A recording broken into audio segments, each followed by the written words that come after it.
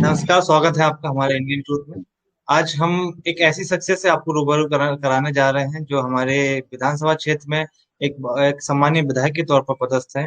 और एक ऐसी शख्सियत के बारे में आपसे बताना जा रहे हैं कि जो पिछले 50 सालों में अपने राजनीतिक जीवन में कई जिन्होंने त्याग किए, कई बलिदान दिए और एक ऐसा मुकाम हासिल किया जो जनता के दिल तक जाता है। और कई ऐसे कार्य किए इन्होंने जो बेहद तारीफ के काबिल हैं। हम उनसे उनकी जुबानी समझेंगे और उन्हीं के उनसे विधानसभा क्षेत्र से संबंधित और उनके राजनीतिक जीवन से संबंधित काफी सारे क्वेश्चन लेके आए हैं। सर, स्वागत है आपका। नमस्कार, बोलिए। सर, सबसे पहले इस कोरोना की जैसे महामारी में अपने विधानसभा क्षेत्र की जनता की तरफ से एक सवाल पूछना चाहूंगा कि जरूर इस पूछिए। महामारी के दौर में आपने विधानसभा क्षेत्र में कौन कौन से कदम उठाए जो इस क्षेत्र की जनता को शांति प्रदान करे, सांत्वना सबसे दे पहली सके, चीज तो ऐसे कौन कौन से? अवेयरनेस। नहीं, सबसे पहली चीज तो अवेयरनेस, लोगों को जागरूक करना। ये सबसे महत्वपूर्ण काम है। लोग जागरूक हो जाएंगे तो हमारी मदद की आवश्यकता पड़ेगी नहीं। तो उसके लिए बिल्कुल। समय समय पर जो जागरूकता को फैलाने वाले वीडियोस को भेजने की जरूरत थी, उनको भेजा गया। शुरुआती तौर पे बात करें, जब 2020 की ये लहर आई थी, उस समय तो एकदम से लॉकडाउन लगा था, राष्ट्रव्यापी लॉकडाउन लगा था, मजदूर लौट लौट के घर आ रहे थे। तो वास्तव में मदद उस समय जरूरत थी। उस समय की यदि अपन याद करते हैं तो सबसे पहले हमने तुरंत एक काम किया था। हमारे पूरे जो क्षेत्र में बीजेपी के कार्यकर्ता हैं, वो अपने आप सक्रिय हो गए और उन्होंने एक एक गांव से उन लोगों को चिन्हित किया था जो गरीब हैं, पर उनके पास गरीबी रेखा का कार्ड नहीं। उसके कारण उसको मुफ्त का राशन नहीं मिल सकता था। तो निःशुल्क राशन जो मोदी जी ने दिया था वो उन तक नहीं पहुंच पा रहा। तो ऐसी स्थिति में उन्होंने करीब 6,000 परिवारों के नाम छाटे। हम लोगों ने उन परिवारों को 10-10 किलो का आटा और 3-3 किलो चावल भिजवाए। उसके बाद जो बाहर से आ रहे थे और गांव के लोग कुछ बीमार हो रहे थे और गांव के गांव लॉकडाउन हो रहे थे, क्वारंटाइन कर लोगों को किया जा रहा था, उनके यहाँ राशन पहुंचाने की व्यवस्था, बना बनाया भोजन पहुंचाने की व्यवस्था, उसको शुरुआत की गई। फिर हमारे क्षेत्र के या जबलपुर के और भी अन्य लोग आते थे जो देश भर में अलग अलग जगह फंसे हुए। वो फंसे हुए लोगों का हमारे पास संपर्क होता था कि वो आना चाहते हैं वापस, पैदल चल पड़े हैं, मध्य प्रदेश की बॉर्डर तक पहुंच गए हैं, वहां उनको रोक लिया गया है, वहां से उनको कैसे निकालना, तो वहां के एसपी कलेक्टर से बात करना, उनको वहां आगे निकालने को देना। एक उदाहरण देता हूँ, विशाखापट्टनम। विशाखापट्टनम में हमारे यहाँ के करीब 22-23 लोग फंसे हुए थे। उनका फोन हमारे पास आया तो विशाखापट्टनम में हमारे एक मित्र है, मैंने उनको फोन करके उनके यहाँ 1 महीने का राशन पहुंचाया। पर उनका हमारे पास पुनः निवेदन आया कि हम तो किसी भी तरीके से वापस आना चाहते हैं। हमने एक बस कर ली है, बस का किराया कम पड़ रहा है। हमने अपने फिर मित्र से कहा कि जाके भाई किराया जितना कम पड़ रहा है उतना किराया उनको दे दो। और जबलपुर में जो एमपीवी का अपने किरण गोपाल जी मैनेजिंग डायरेक्टर हैं अपने यहाँ के जबलपुर में, उनके वहां पे क्लासमेट वहां पे कलेक्टर थे विशाखापट्टनम, उनसे उस बस को परमिशन दिलवाई। वो बस जबलपुर तक लेके आई। कुछ लोग पैदल चले आ रहे थे और दमोह तक पहुंच चुके थे। तो दमोह में उनको रुकवाया, चाय नाश्ता करवाया, उनके कलेक्टर एसपी से बातचीत करी, उनको गाड़ी दिलवाई, फिर वो गोबरा तक आए, फिर गोबरा से वापस उनको अपन रानीताल कटाव लेके आए। यहाँ की मेडिकल टीम गई और उनको जांच पड़ताल किया और उनको फिर भोजन पानी करा के हमने उनके गाँव मोहल्ला तक पहुंचाया। ऐसे एक नहीं, अनेकों उदाहरण, मतलब कितने के नाम। गोवा में हम खबर आई कि हमारे एक यहाँ के गरीब मजदूर की वहां मौत हो गई है। गोवा जैसी जगह में क्या कर सकते हैं। तो उस समय तुरंत वहां के पुलिस स्टेशन ऑफिसर से बातचीत करी, वहां के अधिकारियों से बातचीत करी, उसका पोस्टमार्टम करवाया।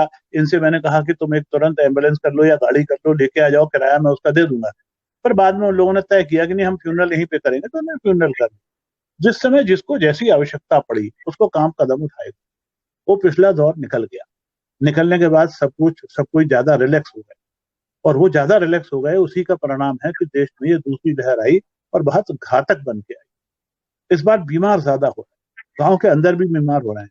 और बीमारी में जिसने किसने भी लापरवाही करी, 1 दिन 2 दिन की लेट करी, जैसे ही बुखार आया, हम बार बार निवेदन कर रहे हैं, अपने वीडियो मैंने डाले हुए हैं कि आपको जरा सा बुखार सर्दी खांसी आती है, तुरंत गांव में जो आपकी आशाबाई एएनएम, किसी को भी इन्फॉर्म कर दो, सचिव को इन्फॉर्म कर दो, रोजगार सहायक को इन्फॉर्म कर दो, तो आपको तुरंत आपके घर बैठे गांव पर जो है आपको दवाई लाके दे दी जाएगी।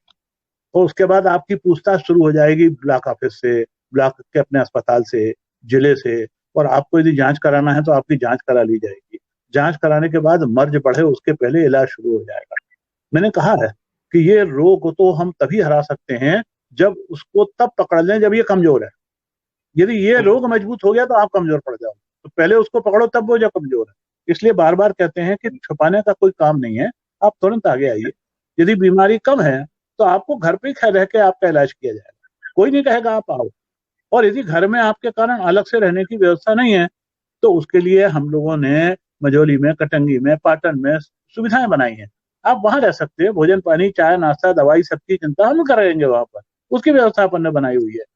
इस सबसे अलग हटके एक सुझाव और लोगों को देते हैं कि भाई आपका खेत है तो खेत पे कोई ना कोई मड़ैया बनी रहती है, आप अपने मड़ैया पे चले जाओ, आप ही के घर से भोजन आ जाएगा, घर परिवार भी बचा रहेगा, आप भी बचे रहोगे, खुली हवा में सांस लो, खुली हवा में रहो, 5-7 दिन में ठीक हो जाओ तो फिर वापस आ जाओ।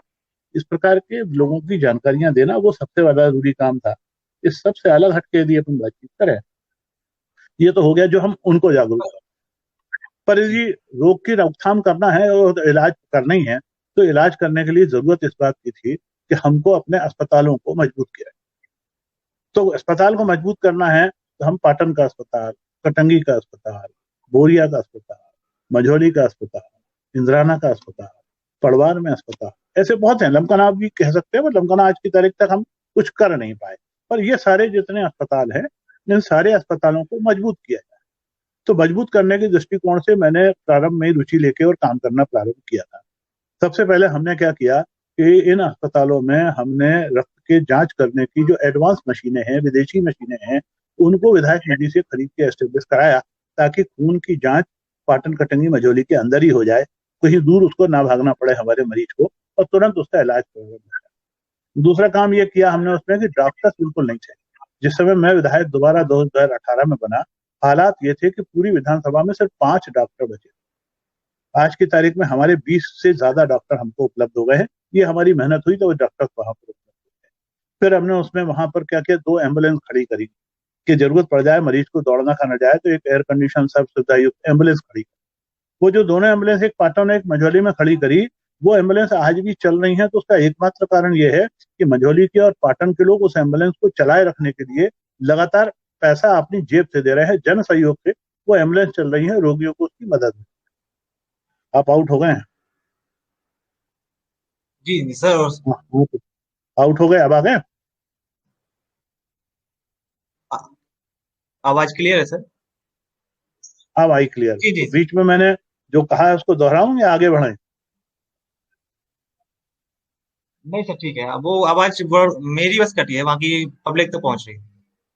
तो अब ले सका आवाज। सर ये एक बात पूछनी थी सर आपसे। पूरे क्षेत्र में एक समस्या का दौर चल रहा है सर। और एक टेंशन सबके मन में है सर, पूरे क्षेत्र में जहां मैं रह रहा हूं वहां भी, और लगभग पूरी विधानसभा में सर एक कंडीशन बनी हुई है। वर्तमान में जो कोरोना की महामारी चल रही है, इससे बचने के लिए सर एकमात्र उम्मीद है टीकाकरण सर। और इस टीकाकरण की काफी मात्रा में लोगों ने पहली डोज लगा भी ली है, लेकिन सर दूसरी डोज के लिए लोग मोहताज हैं। मतलब केवल सीएससी पीएससी में दूसरी देखिए, डोज लगाई जा रही है। और आपकी कहीं चिंता, आप चिंता व्यक्त मेरे तक पहुंचाओ, उसके पहले यदि मैं रिएक्शन ना करूं तो मैं अजय बिश्नोई नहीं हूं।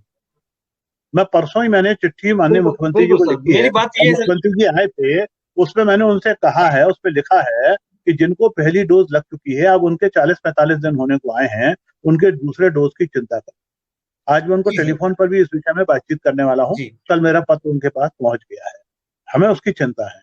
उसके साथ साथ मैं लगातार जी अपने सर, ग्रामीण क्षेत्र लेकिन के अपने मित्रों को ये बताता रहता हूँ कि वैक्सीन लगवा लो, पहली भी लगवाना है और दूसरी भी लगवाना है।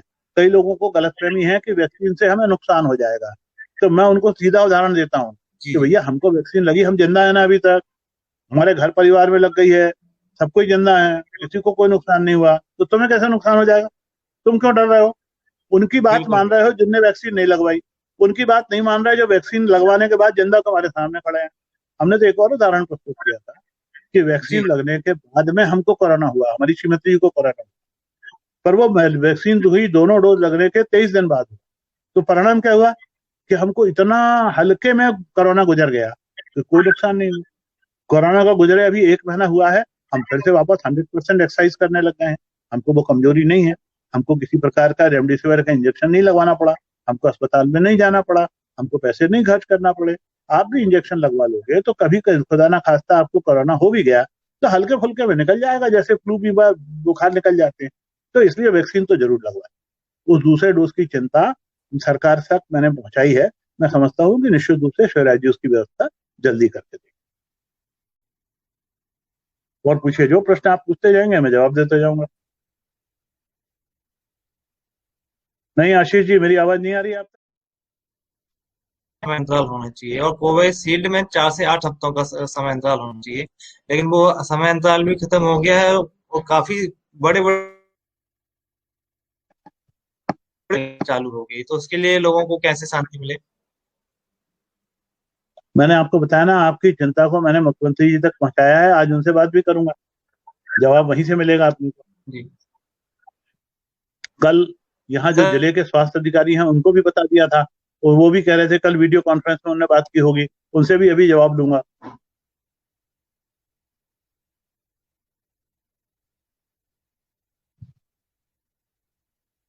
आशीष जी, आपका प्रयास बहुत अच्छा है, परंतु आपको वो कमजोर दिख रहे हैं। आप यदि उसको ठीक कर लें तो मैं समझता हूँ दर्शकों को अपन ज्यादा अच्छी तरीके से पहुंचा पाएंगे।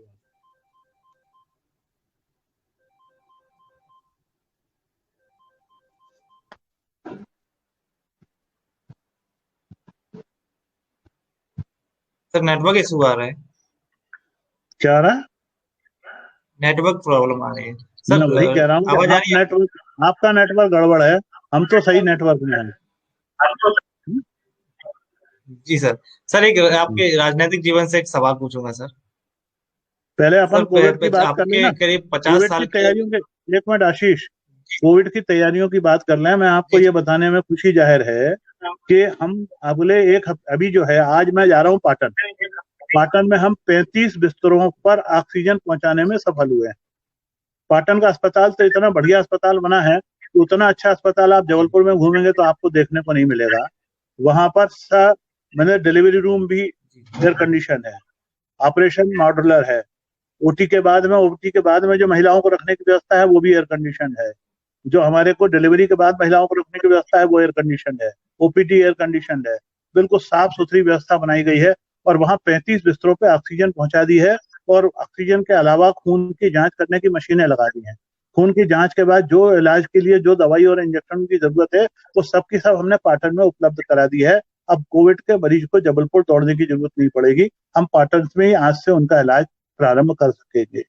इसी प्रकार की व्यवस्था हम मंझौली में कोशिश कर रहे हैं जमाने की, और इसी प्रकार कटंगी में बनाने की कोशिश कर रहे हैं। वहां दोनों जगह पाइपलाइन का कॉन्ट्रैक्ट वर्क दिया जा चुका है। ठेकेदार जैसी पाइपलाइन कंप्लीट कर देगा, हम ऑक्सीजन और दवा और इलाज वहीं पर करना शुरू करेंगे। मैं एयर कंसंट्रेटर 10 लाख रुपए के खरीद के ला रहा हूँ, ताकि वो बोरिया और इंद्राना के अस्पतालों में रखे जा सके, और वहां जरूरत पड़े तो तुरंत किसी को हम मरीज को ऑक्सीजन उपलब्ध करा सकें। ये तैयारियां करनी है। उसके कारण और मैं एक और बात अच्छी कहना चाहता हूँ, इस सारी तैयारियों में हमको बहुत बड़ा सहयोग जनता का, क्षेत्र के लोगों का मिल रहा है। मैंने तो अपने जेब से सिर्फ 1 लाख रुपए दिया मझौली को, और 1 लाख रुपए का चेक दिया पाटन को। ये विधायक निधि से अलग मामला है। विधायक निधि का तो करीब 80 लाख रुपए दे चुका हूँ। ये पैसा हमने जैसे ही दिया, उसके बाद क्षेत्र के बहुत से लोग आगे बढ़ के आने लगे। किसी ने 2 लाख दिए, किसी ने 5 लाख दिए, किसी ने 1,11,000 दिए, किसी ने 51,000 दिए, किसी ने सिर्फ 11,000 दिए, 21,000 दिए। आज 20 लाख रुपए से ज्यादा रुपए इकट्ठा हो गया। मझौली का अस्पताल के लिए मझौली के लोग पैसा दे रहे हैं, हमारे पनागर पाटन के अस्पताल के लिए पाटन के लोग पैसा दे रहे हैं, कटंगी के अस्पताल के लिए कटंगी के लोग पैसा दे रहे हैं, आज बोरिया के अस्पताल के लिए बोरिया के लोग पैसा इकट्ठा कर रहे हैं। अभी मेरे को फिर अभी कटंगी बुलाया गया, मैं कटंगी जा रहा हूँ। आज फिर 1,00,000-2 लाख रुपए का पैसा वहां कल हो जाएगा। मैं किसी को फोन नहीं कर रहा हूँ पैसा दो, लोग मेरे को फोन करके बुलाते हैं कि आप आइए, आपको हम पैसा देना चाहते हैं अस्पताल के लिए। ये एक भाव जागृत हो गया है पूरे विधानसभा क्षेत्र में, जिसके कारण हम इस कोविड की लड़ाई को अच्छे तरीके से लड़ पाने में सफल हैं। अब आप राजनीतिक या कोई सवाल करना चाहें तो कर लीजिए, ये लोगों तक जानकारी पहुंचाना जरूरी थी, इसलिए इस प्रश्न के, आपके प्रश्न को मैंने पहले ले। बिल्कुल सही सर। आपने बिल्कुल सही समझाया, और हमने भी दौरा किया था, हमने भी देखा था सर, काफी मतलब उच्च कोटि की जो सुविधाएं वहां पे जो बड़े बड़े अस्पतालों में जो मिलती थी, वो वहां पे आपके द्वारा उस अस्पताल में दी जा रही है। और सर इसी विषय में एक क्वेश्चन कहूंगा सर, कि जैसे अभी जो शादियों का दौर चल रहा है, पूरी शादियां कैंसिल हो गई हैं, आपके भी आपने भी कई अपने संबंधियों में कई शादियों को अटेंड नहीं किया, कैंसिल भी कराया। तो इस विषय पे सर, अभी लोकल गांव में मैंने देखा है कि शादी भी पोस्टपोन नहीं भी हुई है, कुछ शादियों की परमिशन नहीं भी मिली है, लेकिन किस भी चोरी छुपे हो रही है। तो उसमें आप लोगों को क्या सांत्वना देना चाहेंगे? सबसे पहले मैं अपना उदाहरण प्रस्तुत कर दूं। अभी पिछले 26 जी अप्रैल को हमारे सगे भांजे की शादी, मेरी सगी छोटी बहन के बेटे की शादी, एकमात्र बेटा उसका। बारात लखनऊ जाना, सारी टिकटें बुक थी ट्रेन की, हम सब कोई जाने की तैयारी में थे। पर जैसे ही कोविड का राग फैला, हम सब ने घर में बैठ के फैसला किया कि बारात में सिर्फ 4 लोग जाएंगे। बहू ने उसको दूल्हे को मिला के 4 लोग गए, शादी करके लौट के आ गए। लौट के आए तो उसके बाद 5 दिन तक हम ना दूल्हे से मिले, ना अपनी बहन से मिले, ना दुल्हन से मिले। हम पूरे परिवार के लोगों ने 5 दिन के बाद उनका मुंह चाहने का कार्यक्रम रखा कि भाई क्वारंटाइन पीरियड कर लो, कहीं कोई आप बीमारी लेके आए हो तो हमको ना फैल जाए। ये हमको कौन रोक रहा था? हमको किससे परमिशन लेने की जरूरत थी? हम भी चोरी छुपे नहीं उजागर में भी कर सकते थे। हमने नहीं किया। नहीं किया इसलिए कि हम अपने परिवार को बचा के रखना चाहते, हम अपने आप को बचा के रखना चाहते। तो जिन लोगों से कहा है शादी को पोस्टपोन कर दो, अभी शादी कैंसिल कर दो, वो उनके परिवार की खुशी के लिए है, उनके परिवार की सुरक्षा के लिए है। उनके परिवार की सुरक्षा में पूरे क्षेत्र की, जिले की, देश की सुरक्षा समाहित है। इसलिए उनको सलाह दे रहे हैं, इसलिए नहीं दे रहे हैं कि उनको कोई सजा दे रहे हैं। मैं ये देख रहा था पिछले महीने के अंदर कि लोग शादी की परमिशन ली 10 लोगों की, और 10 लोगों,